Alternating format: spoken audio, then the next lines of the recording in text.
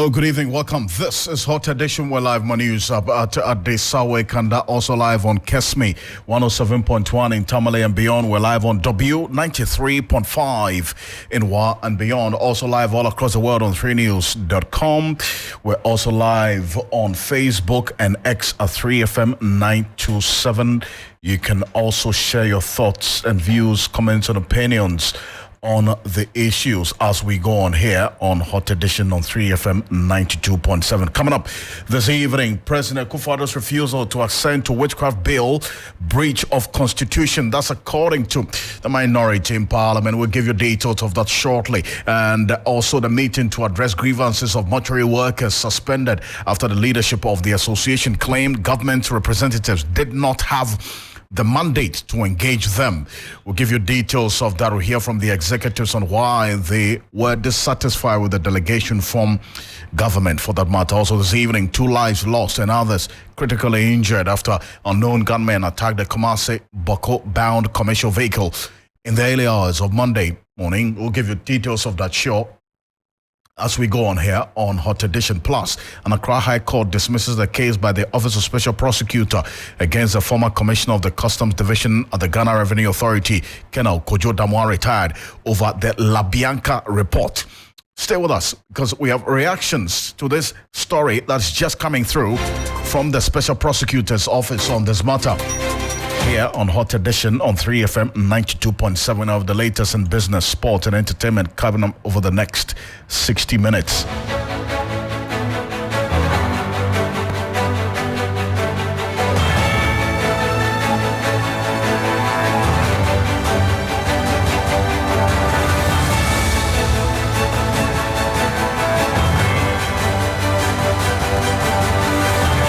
Let's get into the details now. I am Alfred Ocansey. And to start off with, straight into what was expected to happen today, the Mortuary Workers Association of Ghana saying it will go ahead with its strike on Wednesday, November 29, if government fails to pay its members their 3 years allowances. And the meeting to address their grievances, which was suspended after the leadership of the association claimed government representatives did not have the mandate to engage them. But the health ministry is confident the issues will be resolved by close of day tomorrow. And we'll be monitoring this particular situation. And just to give you an idea of the impact of this decision by the mortuary workers, if they should go ahead with it without any resolution to their concerns, put together this report. The Ministry of Health has held multiple meetings to address the issues faced by mortuary workers, but none have yielded any significant results. A meeting scheduled on Monday, November 27, ended abruptly, with the mortuary workers claiming that the government representatives did not have the mandate to engage them. Ghana Health Service was absent, which is a very big major stakeholder. CHAG was absent. We have the teaching hospitals present. We have the chief Minister of Health and Minister of Finance present. And so we thought that we have to have all these stakeholders present so that the implementation does not become a challenge, which has always been the challenge. We sought to find out whether the association was not holding Ghanaians ransom. We are taking what belongs to us. We are not asking for a new negotiation. These things have been negotiated upon since 2020, November 2020. And then in 2021, it's supposed to take effect. And if you are not been giving money owed to you by government in 2020, I'm afraid maybe very soon high cat will catch you and you will not even get PESWA. So respectfully, no Ghanaian should ever imagine his license that mortuary workers are holding the country ransom. Mortuary workers are demanding for fair share of their national cake, which has been negotiated and signed. Meanwhile, the Ministry of Health says the issues will be addressed by close of day November 28. All we are saying is that we thank them, we appreciate their commitment, as well as they also appreciate our commitment. And we are very grateful to their understanding, the way they compromise with us. When I say compromise, is the understanding. What we put before them, how they are able to analyze it, and what they also put before us, how we are also able to analyze it. It is based on that fact that we are very optimistic that this strike will not come on.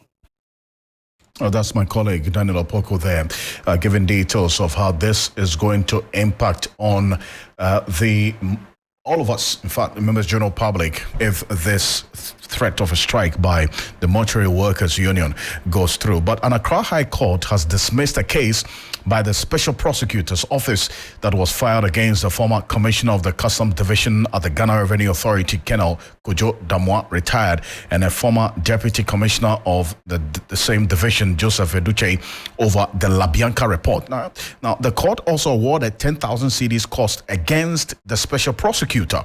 Now, the two sued the OSP over the LaBianca report, citing defamation and unprofessional conduct. Now, these were the two things that they cited in this particular suit that they brought against the Special Prosecutor. Now, they prayed the court to dismiss the investigative report by the Special Prosecutor into the activities of LaBianca Company Limited, a frozen foods company. Now, the report also alleged that the two officials use their positions to grant favorable tax treatment. And the emphasis there on favorable tax treatment to LaBianca Company, owned by a Council of State member, Eunice Jacqueline Boa Asuma. In fact, that became a very, very topical issue over the period, and questions were raised as to whether or not there was some influence peddling on the part of this member of the Council of State of the Republic of Ghana who owns this LaBianca Company Limited. Well, here's what's happened. Colonel Damwa retired, and Che sued the Special Prosecutor on November 2nd, 2022, arguing that the report was without merit and had damaged their reputations. Now, the High Court, in its ruling today, said it found that the Special Prosecutor had exceeded its authority in making the adverse findings. The court also granted an order of prohibition restraining the Special Prosecutor from further investigating Colonel Damwa and Mr. Che in connection with the LaBianca case. In fact, that's what we've been reading now and how things have been playing out. And there's been a lot of reaction to this. But thankfully, we have Kwame Yeboah, who is aide to Colonel Damwa, retired, joining us on the telephone. Kwame, thank you so much for joining us here on Hot Edition. Now, I'm sure this certainly must come to you, and your client as some, that's your boss, I beg your pardon, as some relief, is it not? Thank you, my boss. Yeah, all what you said is true. We all heard it last year when OPS, I'm talking about Office of the Special Prosecutor, brought some messages and a lot of rumors in the country that Damwa reacted and then at the same time connived with LaBianca by reducing some tax for her. Secondly, Damwa, according to the same Special Prosecutor, he said Damwa was dismissed from Ghana Armed Forces, and based on that, the president couldn't have appointed him or shouldn't have appointed him as commissioner. So it was a two different cases. Based on that, President dismissed Damwa from his office as Commissioner Customs. Damwa, it wasn't Damwa and a certain man called, one officer called Mr. Aduchain. He was the third deputy commissioner and Damwa was Customs Commissioner. Now, when they released Damwa, and because of what the OPS Special Prosecutor has said, Damwa and Mr. Aduchain sent the case to court. They started last year. By the grace of God, today God started on the case. And the ruling came out exactly 9:30 a.m. today. Court said, now, Damwa acted, according to court, Damwa acted on a good faith. And he acted, Damwa and the Aduchain acted on a good faith. And he acted, he did so because of the customs rules and regulations. That was the reason why Damwa reduced LaBianca's taxes. So he acted because of what he came to meet, or he came to meet. That was the reason why Damwa reduced the taxes.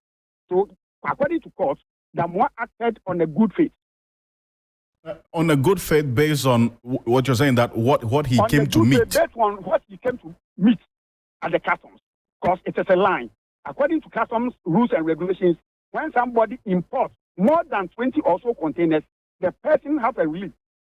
They can reduce the tax for the person. So are you saying that what Damwa retired did which led to, according to the special prosecutor, the reduction of the values of intended imports between a range of 5 to 10% below the benchmark values, was a practice in the Customs Division of the Ghana Revenue Authority before he came? Yes, it was something that I've laid it down. It is something Damwa came to meet. Damwa came to meet. So he acted based on what he came to meet. But the court did not rule on whether or not that practice was right or otherwise, but just because he only came to continue what was already existing? No, according to court said Damwa acted on a good faith. That's what court said. So Damwa has done nothing wrong. No, I get the point of what the court has said. And you're also making the point that the court only referenced what was existing before Colonel Damwa came. So he only came to continue a practice that was there before he came, correct? Exactly. Okay, but I'm saying that the court did not go any further to, as it were, question whether or not that practice of reducing the values of intended imports between a range of 5 and 10%, even below the benchmark values at the time, was right? Not at all. I see. So then, have you spoken to Colonel Damwa as yet? Yes, I call him, but I couldn't. He now, I think, whether you know, I don't know whether you know, he's now contesting for MP at German South. So he's at a village right now doing his campaign. How did he take this news that you gave to him? Oh, yes. Yes. And secondly, as I said earlier, the OPS, the special prosecutor, said that Damwa was dismissed. And now, the special prosecutor admitted that Damwa no more dismissed, but rather released from the service honorably. So he went on pension honorably without dismissed. So now he has admitted. But it's on record that the president, in fact, he was directed by the president to hand over his duties to an acting deputy commissioner at the authority, one Seidu Idrisu Idisa. Oh, yes. Yes, please. Uh-huh. Yes, please.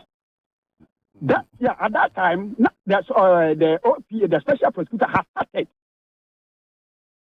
started that Damwa shouldn't be allowed to stay at a whole lot of things. You yourself, you heard it in the country last year, that Damwa shouldn't stay at office because of La Bianca case, and then we start from the Ghana Armed Forces when he was colonel. But all this is not true. Now, the prosecutor admitted. I see. We'll see how things play out, and also we're getting through to the special prosecutor for his reactions on this matter. But thank you so much. Today he couldn't come today. He didn't come. Okay. He sent some officers to doing the proceedings. He didn't come. Okay. Kwame Yeboah, thank you very much for your time. Welcome. That's Kwame Yeboah, is aide to Colonel Damwa, retired. Now, if you recall, if you've been following this case quite closely, just about sometime in August last year, the commissioner for the Customs Division of Ghana Revenue Authority, the man we're talking about now, Colonel retired Kojo Damwa, was directed by President Akufo-Addo to hand over his duties to one acting deputy commissioner at the Ghana Revenue Authority, one Seidu Idrisu Issa. Now, Colonel Damwa at that time had been serving in his position despite his contract expiring in October 2021, according to a letter from the president. Now, Mr. Idissa, at least from our own checks, continued to act as the commissioner of the Customs Division pending the substantive appointment by the president. Now, this is what happened. The special prosecutor has stepped into this matter about a year ago, indicting in corruption-related acts the likes of Colonel Damwa and one Colonel Che, involving La Bianca Company Limited, a frozen foods company. Now, after the special prosecutor released that report on the infractions, Colonel Damwa publicly questioned the substance of the investigation. Now, as we do know now, a Council of State member, Eunice Jacqueline Boa Asmachhene, who owns La Bianca Company and is a member of the board of directors of the Ghana Ports and Harbours Authority, was accused of using her position to get a favorable decision from the Customs Division of Ghana Revenue Authority, leading to a reduction in her company's tax liabilities. per the special prosecutor's report, the special prosecutor, has been able to recover 1 million Ghana cedis from LaBianca. So it begs the question as to now the court ruling that Kenneth Damwa did nothing wrong. And now we're getting to know special prosecutor has recovered 1 million Ghana cedis from LaBianca. Whether the court went further to question that practice of reducing the values of intended imports between a range of 5 to 10% below the benchmark values at the time, whether that practice was right or wrong. From what we're getting, the court was silent on that. And that's going to be the next leg of the conversation as we go on our subsequent bulletins here on 3FM 92.7. But 2 lives have been lost and others critically injured when the unknown gunmen attacked a Kumasi Boko-bound commercial vehicle in the early hours of Monday. The tragic incident in the Boko township led to the vehicle registered as AS398821 catching fire, which spread to nearby shops, disrupting business activities in the area. The attacker shot and killed the driver of the bus, Razak Abdul Rahman, 43 years old, and his mate, Haruna Idrisu, 31, on the spot. The timely response of the Ghana Police Service helped control the situation and prevent further escalation of the incident. Security personnel are now in control of the area from the information that we're getting on the ground on the victims. Both the deceased and those injured were swiftly transported to the Boko Presbyterian Hospital for preservation and medical treatment by the Boko Divisional Police. A Boko Central Member of Parliament, Mahama Yaraga, has condemned the attacks. He's going to be joining us on the telephone shortly to have a quick response to this and get a quick update on what is happening as a result of this rather unfortunate incident. But while we work on the telephone to get through to Mahama Yaraga, there's no work at the La General Hospital site 2 weeks after the Finance Minister informed Parliament of commencement of reconstruction work. Evelyn Tengman reports earth-moving machines at the site a week ago have been taken away. We were here last week, Tuesday, a week after the Finance Minister, Ken Ofori-Atta, announced on the floor of Parliament during the budget presentation that work at the La General Hospital will begin. Now, on Tuesday when we came here, there were 4 men on site. There were 2 caterpillars also on site. And the weeds that were overgrown on the premises of the hospital had been cleared. It's another week and a Monday. We are here again, but nothing is happening here. The 2 caterpillars that were here last week had been taken away. There's nobody on site, and virtually nothing is happening. The people around tell us that the information they've gathered is that the Vice President, Dr. Baumia, is expected to come and cut sword here for the work to begin. Some residents last week were happy that work was going to resume. Very, very, very happy because we are pleading always for this hospital to be built. But they have been disappointed again. Atuna foundation bi aniso. Problem na ewa asise sanka mbeye no. Ome bubu bibia gu fam. Na store building no any problem. They pulled down the storage structure and other buildings, but not even the foundation has been started. New buildings are mostly hospital, new buildings are mostly no. The stalled redevelopment project has compelled the Dadekotopong Member of Parliament, Rita Odole-Suwa, to make several appeals on the floor of Parliament and even outside of the chamber. We are calling on his beautiful Rebecca. You are a woman, you are a mother, for Christ's sake. Can you talk to your husband in the bedroom to come to our aid? Evelyn Tinkma, La.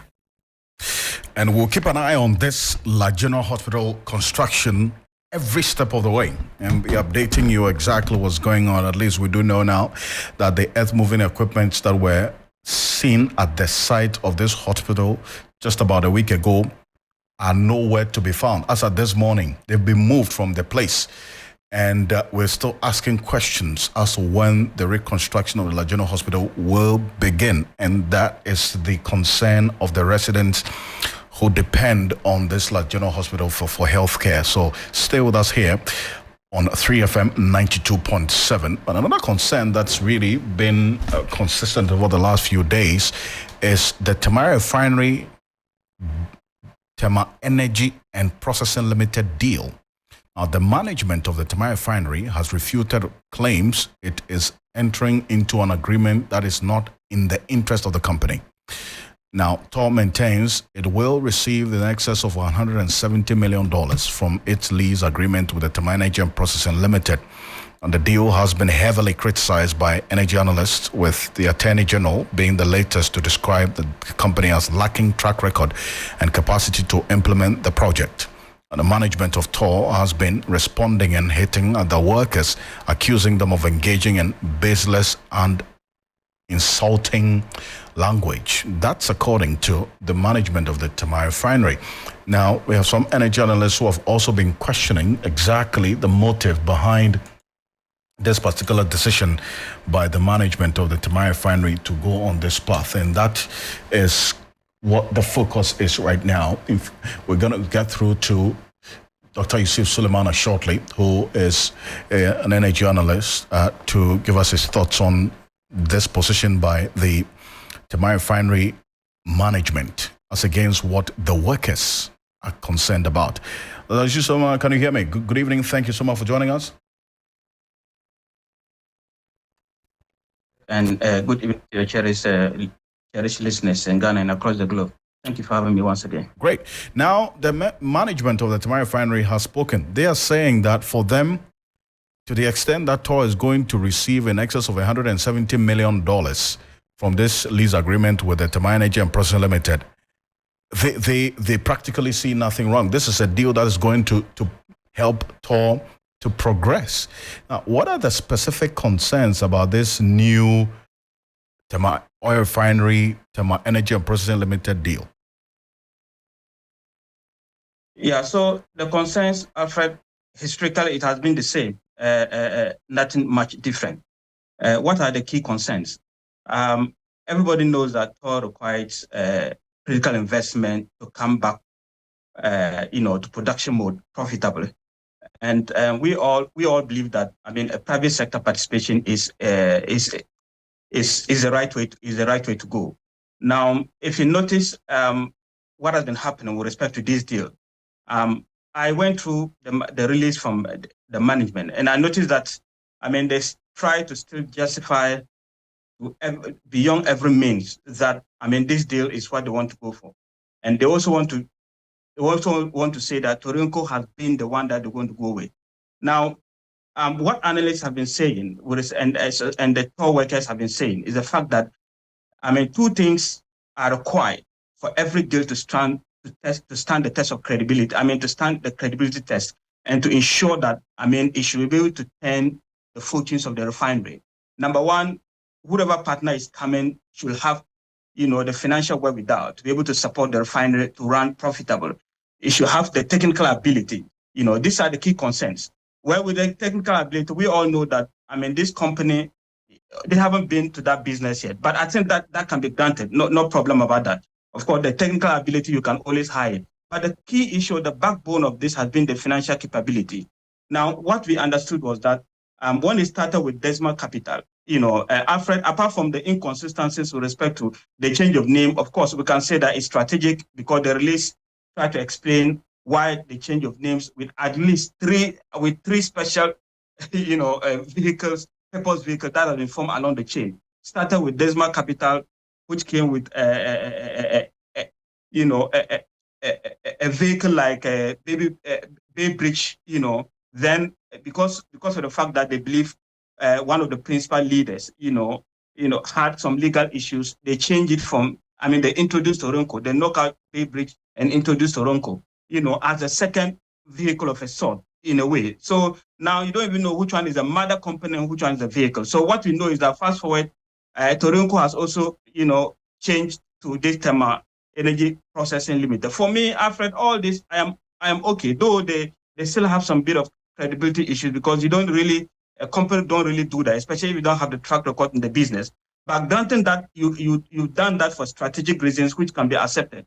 Now, what we knew or what was coming out from the whole deal was the fact that the backbone, which we used to know, the financial backbone, which we used to know as Vitor, they are no more available. They've expressed they expressed the interest. They didn't express any further interest in championing or in supporting that. So yes, I feel that the deal is not lost. See, what the management can do if they believe that they have this financial wherewithal that everybody is talking about, it's easy to do so. I was just a bit disappointed about the release that they just keep mentioning, that company that had the requisite skill, mention the company name. There's no problem with that. So that, people can investigate and look into the company and understand the nitty-gritties of, whether they are capable or not. And Alfred, you can't blame people for, analysts and even some portion of toll workers for taking this stand. We all knew what happened to PDS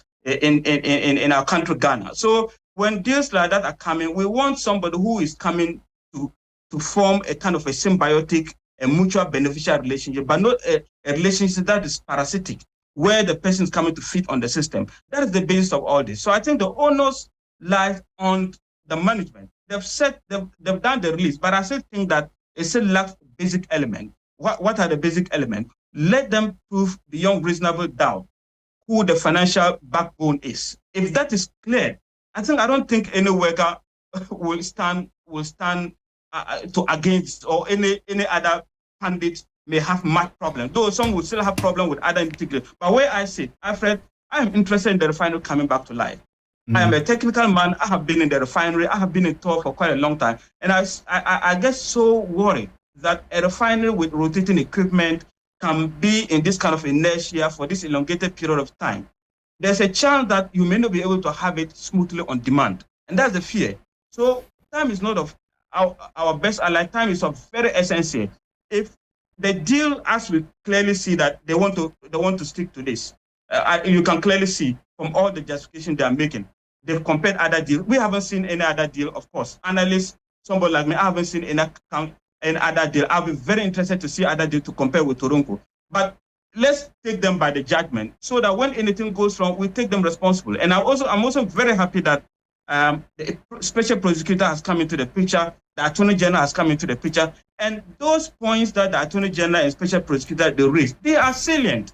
So I was interested in the fact that their release should have been able to have cogent answers to those released. But I felt that the release didn't have that much of answers to those specific questions about corporate governance, about the financial muscle that this company must have. Having 500,000 Ghana cedis stated capital, and you want to take over the management and the assets of Tema Refinery, that will raise eyebrows, is it not?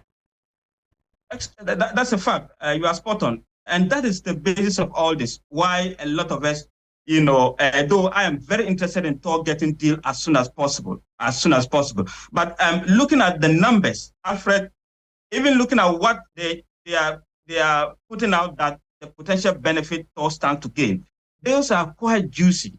But you have a balance of 500,000, and you are talking about offers of in millions of dollars. Of course, you should have a financial backing, and you should prove it beyond reasonable doubt. And if you mention the company, and they just need to have a kind of letter, consent letter from a credible company, a multinational, or whatever company that has that financial backing, then everybody will be at rest.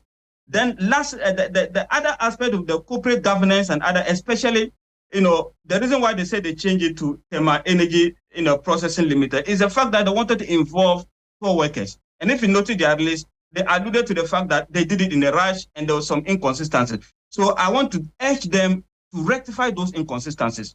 Those workers that took up the case, they are a chunk of workforce. It's not just a minority workforce. They are. I can tell you on authority that if they are no more than 50% of the workforce, even if they are no more than 50% and they are just 25% of workforce who have taken serious concerns about the deal, what you need to do is to bring them on board. Try to explain to them why you need to go through that tangent. But I think that has not been done. And it's been a dragon for this elongated period of time. And I think that's unfortunate. So you are right to point. You are right there, Alfred. With 500,000, whatever, that is a drop in the ocean. That cannot do anything. Let me establish unless we have that financial backing. Great. Dr. Suleiman, let me say before I let you go. Now, I've been doing some background work on this Tema Energy and Processing Limited. It points to the fact that it appears this is more like a rebranded Torenco that is being presented now as Tema Energy and Processing Limited. A number of the elements and the persons even behind the Torenco deal find themselves behind this same TEPL, that the Tema Oil Refinery management is so happy about and almost just taking it up.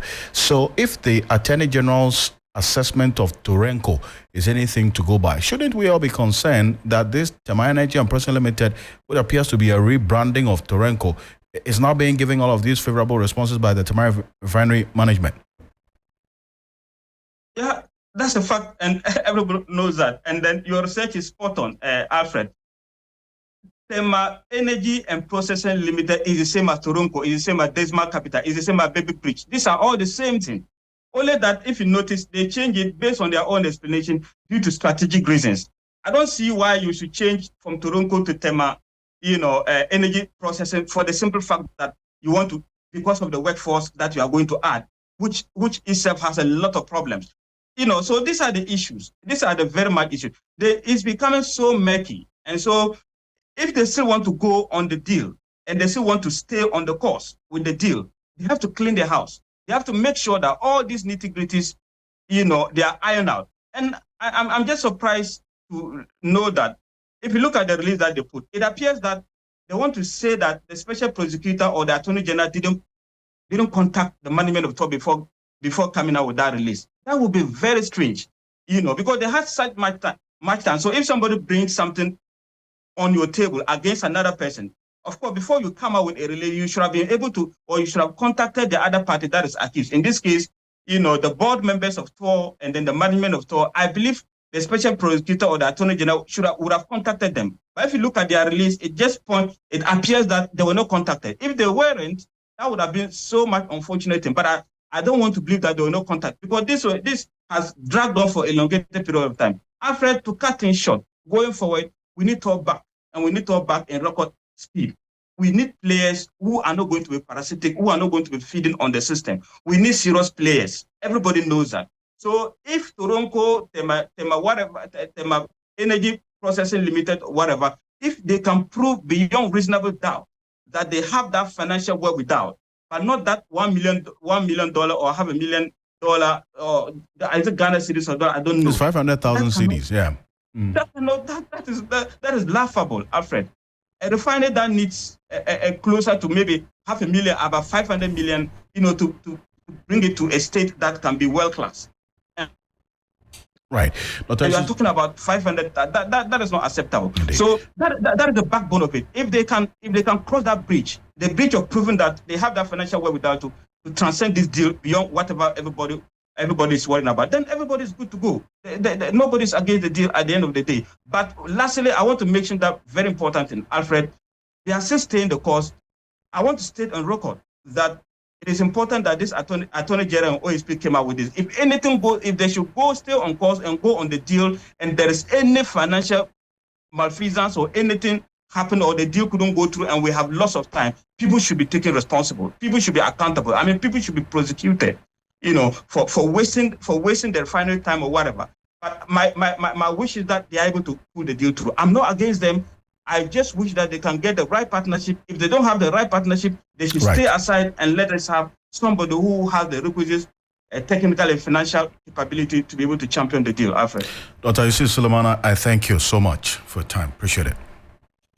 Dr. Yusuf Sulemana is an energy analyst joining us here on Hot Edition on 3FM 92.7. Also live on Kesmi 107.1 in Tamale and W93.5 in Wa. But the board of the Tema Refinery, they've rebuked the General Transport, Petroleum and Chemical Workers Union of the Trade Union Congress, Ghana, over the group's opposition to its deal with Torenco Asset Management Limited. Now, if you recall, earlier today, the union petitioned the special prosecutor to investigate the lease agreement between TOR and Torenco deal. In a petition, the workers union indicated that they request that the special prosecutor investigate and intervene in the ongoing lease arrangement to Tema Refinery to Torenco Asset Management Limited, now Tema Energy and Processing Limited, with the same individuals involved. Now, take a listen to the workers and the specific concerns that they have about this deal. These are people with a very reputable track records. I don't know whether in the industry or where, but I can say on authority that these people don't deserve to be even what you call class 1 teachers.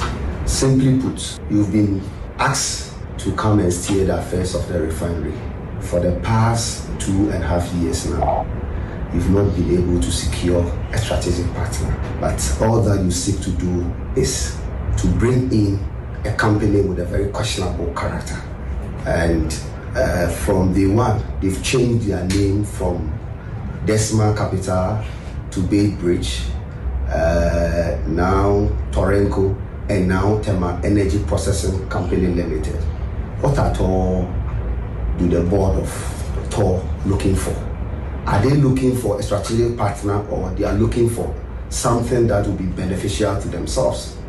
And where we sit, we think that this board, their interest is not with the country, but they are doing their own bidding. And the ordinary Ghanaian should not allow these things to happen. That's the leadership of the Tema Oil Refining Workers, who are part of the General Transport, Petroleum and Chemical Workers Union of the Trade Union Congress. But Salavi on Hot Edition, President Akufo-Addo has strongly condemned the actions of certain NDC members who were captured in viral videos wielding machetes around the office premises of the party's flag bearer, John Dramani Mahama, following a purported cleanup exercise on Thursday, 23rd of November. Now, addressing the Victory congregation of the Presbyterian Church of Ghana at Adentan Frafraha in Accra during the valedictory church service for the outgoing moderator of the Presbyterian Church, Right Reverend Professor Joseph Obriya Boamante, President Akufo-Addo expressed his disapproval of the behavior of the NDC supporters, emphasizing that such actions will find no place in the lead up to, during, or after the December 2024 presidential and parliamentary elections. Now, Deputy Director of Communications of the National Democratic Congress, Malik Basintale, is joining us on the telephone. Malik, thank you so much for joining us here on Hot Edition. So this is the specific response from the president to the actions of some of your members at the party's flag bearers office. Why will the machetes there? That was his question, and that this is an indication of violence. Hi, Robert. I'm surprised, entirely surprised. What at all has President Akufo-Addo done that today, even if you are holding a cutlery set, a fork and a knife, it sends shivers down the spine of the president? What at all? What do we use to cut grass? Do we use a bread knife? Or we use a toothpick? Of course, we use cutlery. And we had issued a statement clearly stating that we were going to engage in a cleanup exercise at our flag bearer's office, not at the president's house or not at the president's office, at our own flag bearer's office. The man whose office we came to clean, that man is not scared. John Mahama is not scared. You, the one who has all state security around you, you are the one frightened by our cleanup exercise. It entirely surprises me. Look, we had issued a statement stating emphatically that the sanitation tax that is being paid to the government is not being used for its intended purpose. Our flag bearers office at the front of it have grasses growing. We have roots. We have rodents all around there. And we thought that, look, if you people will not use the COVID sanitation tax to make Accra the cleanest city in Africa, we will help your government succeed with that policy. And by so doing, we will go to our flag bearers office and clean there. I think the least President Akufo-Addo could have done to us is to praise us for the kind of CS, corporate social responsibility, practiced by we NDC supporters.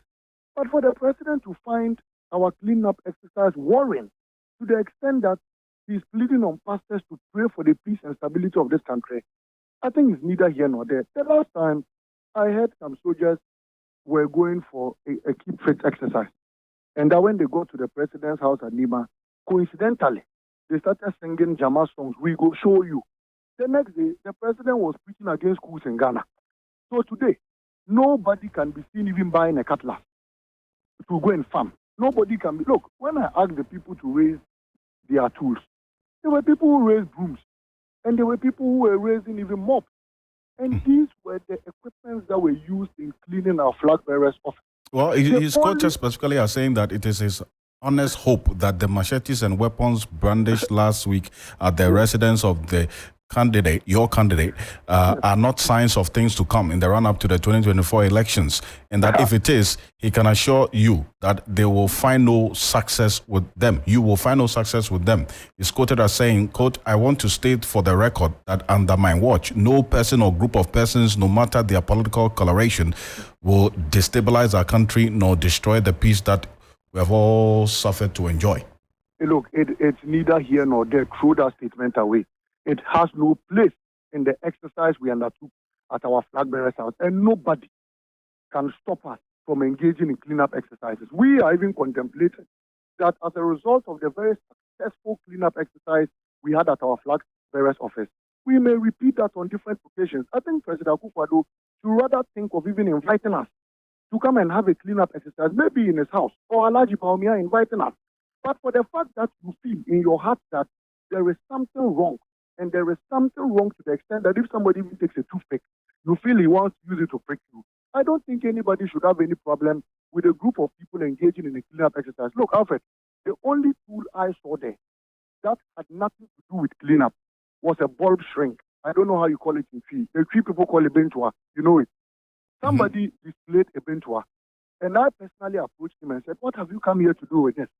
And he said, "Oh, he thought when we get some rodents, some he-goats, we will use this bentua to dress them." And I said, "No. Any he-goat we find around here, we will take it to the abattoir. Any rodent we find here, because we are animal-friendly people, we will not just destroy all animals like that." And I asked the person to take the bentua back into his truck. So if the only alien tool President Akufo-Addo saw there is bentua, and to the extent that he has shivers down his spine, and he's so jittery that he cannot even sit at the presidency again, then I wish to tell him that there's more to come, because we will not end our cleanup exercises today. We will not end it tomorrow. We will continue cleaning this country, and the tools that are supposed to be used for cleanup exercises, we will continue to procure them. As I speak to you, just this evening, a group of Fulani men behind Agogo called me that they are to donate 200 cutlasses. It cuts front and back to the team, and that they are very happy with how we took steps to clean our flag bearers office, and they wish to donate them. Are you telling me that because of what President Akufo-Addo said, we shouldn't go and receive these tools? Please, Alfred, I think that as the people of this country, let us ask the president to direct his arsenal to things that border on the security of this nation. Why? In 2020, some people were killed in the election. Somebody was killed in Savulgu, 14-year-old girl. Somebody was killed in Odoredio, Techiman staff, Zabzugu. Has the president commented on that? No. Why? The Electoral Commission, as it stands now, the only threat to this country is the president appointing Peter Apiahene, who is the research head of MPP in the Bono region, to the Electoral Commission. All political parties have condemned it and have put the Peace Council to ask him to withdraw that nomination. He has refused. He went further to swear the person in.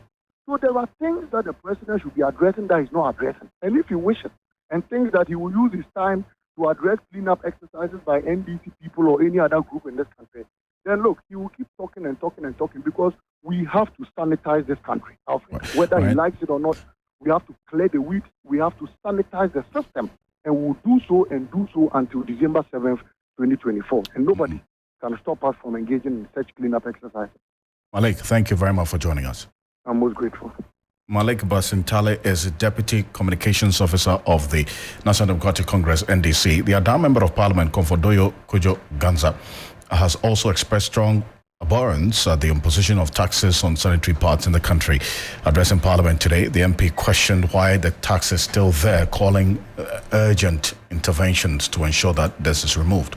The import duty on condom is free. Whether import or locally, we don't pay duties. It's zero tax on condom. The same thing we are pleading, that for women, this is our pride, and it is not our fault to menstruate. These rural communities are suffering when it comes to menstruation. Mr. Speaker, I've brought evidence to show you, and I will tender the evidence to tell you why we should make it free. I will tender the evidence. This is 20 Ghana in the market, and I spoke to the girls in the rural communities. I want to run myself as a vice chairperson for the Women Caucus in this house. And I asked them how they afford to get it. And the women told me those who have 4 girls said, I have 4 girls who are in their poverty stage and they are menstruating. They cannot use 100 Ghana a month to buy for them because they cannot afford 3 square meals for them in a day. So what they resort to is to use this one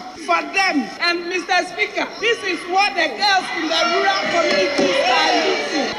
As a member of parliament for the Adan constituency, Comfort Doyo Kojo Gansa there. So live here on Hot Edition on 3FM 92.7. We're live on Kesmi 107.1 in Tamale and also W93.5 in Y and beyond. Hot Edition is probably brought to you by Old Mutual. They say do great things every day. Right after this quick break, Michael Obodo is standing by with the business news.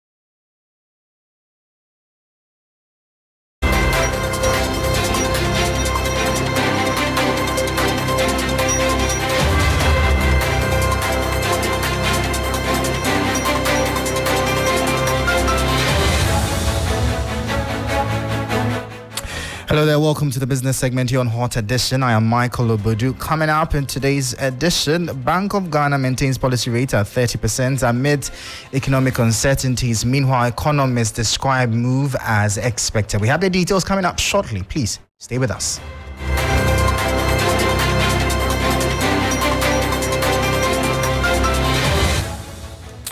Well, thank you for staying with us. Straight into our top story now, as economic uncertainties have caused the Monetary Policy Committee of the Bank of Ghana to keep the policy rate steady at 30%. The central bank's key lending rate, that is the rate at which it lends to commercial banks, was kept unchanged due to concerns over inflation outlook, and this is the second consecutive time it has maintained the rate in 2023. Dr. Ernest Addison is the governor of the Bank of Ghana. Continue to decelerate in the past few months, consistent with forecasts. The latest bank forecast indicates that the disinflation process is expected to continue, supported by the current tight monetary policy stance, relatively stable exchange rates, and base drift effects. All the core measures of inflation and inflation expectations are pointing downwards, and the bank will remain vigilant on risks to the disinflation process. The committee noted that although inflation is decelerating, it remains high relative to target. Therefore, there is a need to keep the policy rate tighter for longer until inflation is firmly anchored on the downward trajectory towards the medium-term target. Given these considerations, the committee decided to maintain the monetary policy rate at 30%. So that was Governor of the Bank of Ghana, Dr. Ernest Addison, speaking there. Meanwhile, economist at the University of Ghana, Dr. Edu Wusu-Sarkodie, says, considering the current level of inflation, the Bank of Ghana's resolve to hold its key lending rate steady at 30% came in handy. He, however, is upbeat of further decline in subsequent policy rates following positive trend in current economic indicators.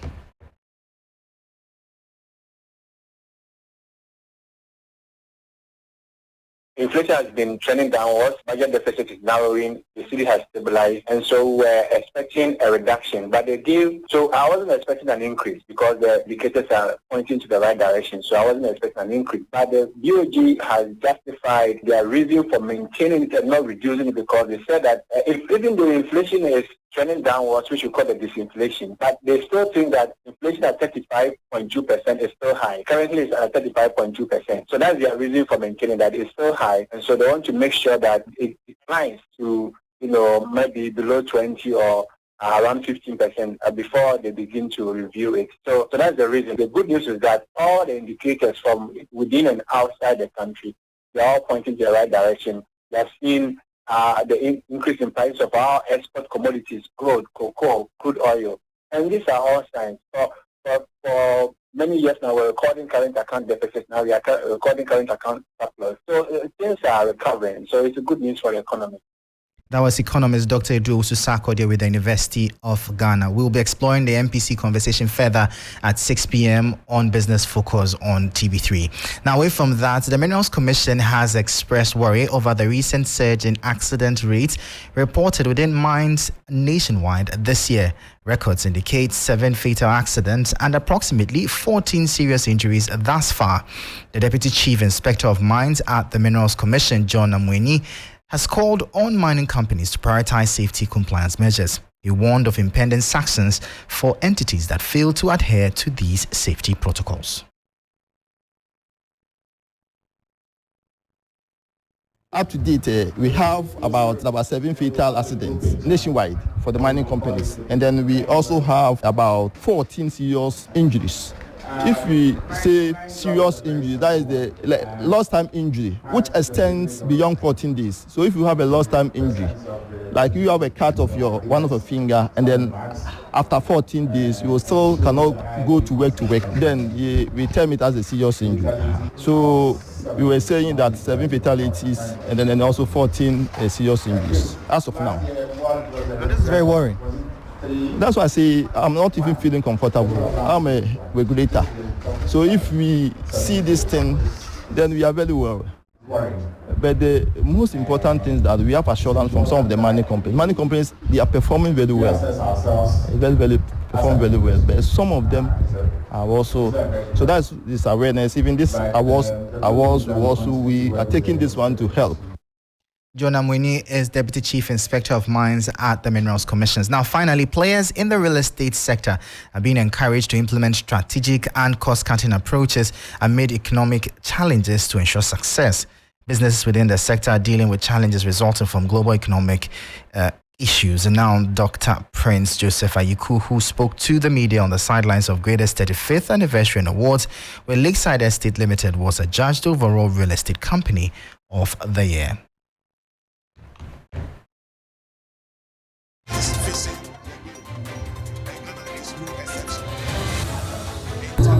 There's a lot of challenges facing the globe, and Ghana is no exception. In time of turbulence, we need managers of the economy to work hard in order to turn things around. And the results or the award that we have won at Greater 35th Anniversary show that the entire team of Lakeside Estate. So that was the Managing Director of Lakeside Estates, Dr. Prince Joseph Ayiku, speaking there, bringing an end to the business segment here on Hot Edition. For more business stories, please check out our website, 3news.com. My name is Michael Obodu. Thank you for listening. As always, please stay safe. Up next is sports, and Bill is already in studio. Stay tuned.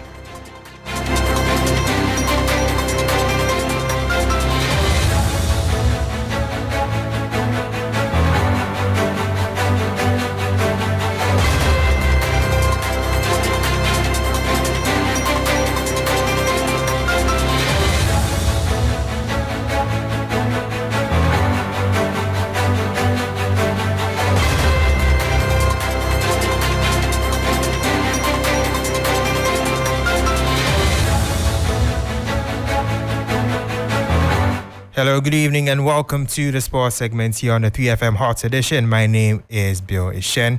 We're going to start off from local football because earlier today, Bechem United faced off against BBNE Gold Stars and it ended 0-0, both teams failing to score a goal. And this is how the GPL standings look like. At the top is Indiana Stars with 21 points, and Swatchamana are second with 21, Samatex are third with 20, and Brekum Chelsea are fourth, also with 20 points. Now at the bottom side, we have Legon Cities at 16th with 12 points. BBNE Gold Stars also with 12, and now Hearts of Lions, Pando Hearts of Lions, they are at the bottom with 8 points. They are yet to win a game in the Ghana Premier League so far this season. Now to some African football news. Sports journalist, an African sports journalist, Noah Adams, believes that Dreams FC and also Mediama their results in the CAF competitions were not much of a surprise, with the Dreams FC suffering a 2-0 defeat to Club Africain and Bidiama suffering a 3-0 defeat as well to the current holders of the CAF Champions League, Al Ahly. I think 3-0 was a very good scoreline for Bidiama Sporting Club. I told many people that they shouldn't expect much from Bidiama in this game, and I think I'm okay with the results. Same way, I never had a single belief that Dreams FC were going to pull any surprise in Tunisia, especially looking at the quality and pedigree of the Pan African team. They have some top players in there. That was African sports journalist Noor Adams. And before I do go, the Africa Cup of Nations trophy was earlier unveiled here in Ghana at the Total Energies house in Accra, with the likes of Stephen Appiah attending the unveiling. The competition is expected to start on the 13th of January 2024 and end on the 11th of February 2024. That brings an end to the sports segment here on the 3FM Hot Edition. My name is Bill Ishen, and up next is entertainment with Ajwa Nuela, who is standing by.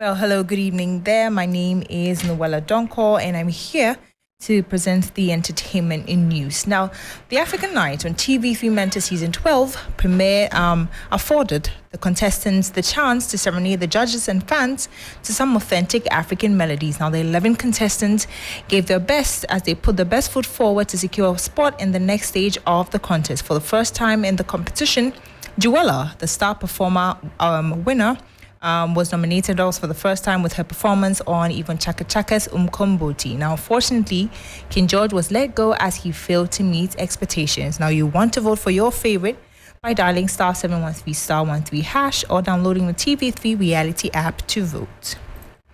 Now, let's go into some more stories as the all-new season of Drama in the Kitchen with AJ Sapon premiered over the weekend on TV3. Now, the show will see the rivals battle it out for the taste bust of their guests. Now, this is a very interesting one, and I'm looking forward to see how the subsequent episodes are going to pan out, because it could be a girlfriend and an ex battle it out for the taste buds of the man in question, in-laws, friends, and a whole lot more. Now, the first episode had Ghanaian musician Kweku Darlington, his current girlfriend, and his ex in the kitchen. That's a very heated one. Well, join us every Sunday at 4 p.m. for the Drama in the Kitchen. Now, moving on to social media, I'm sure that it will be recalled that sometime during the period we were seeing videos of the enviable relationship between Kwame Eugene and his help, Mary, and that dominated the space a lot. Well, unfortunately, the relationship is short-lived, and Mary had been sacked from her job. In a recent interview, she revealed the reasons, saying, "He sacked me because I returned late from an errand. Frankly speaking, I got home late that day. A lady friend of his asked me to deliver something, and I think I got home after 12 a.m. that day." Now, she went on to explain further, saying, "He asked me why I returned late, and I explained to him. He asked me if I knew Ghanaians would hold him responsible should anything bad happen to me. He then gave me two options. Either I pack my things or I will leave with 400 Ghana cedis as my salary." Well, people are talking about it, saying that, as a rock star, giving 400 Ghana cedis is a bit too small, but others are also saying that, listen, you live in a house where you don't have to pay your bills, you don't have to pay for food and all of that. Social media is divided at this point, and so you can join in the conversation. Let us know what you think as well. So that's it for the entertainment news segment here on Hot Edition. I'm sure that is how we wrap up as well. My name is Nwela Donko. I'll catch you same time tomorrow with some more entertainment stories.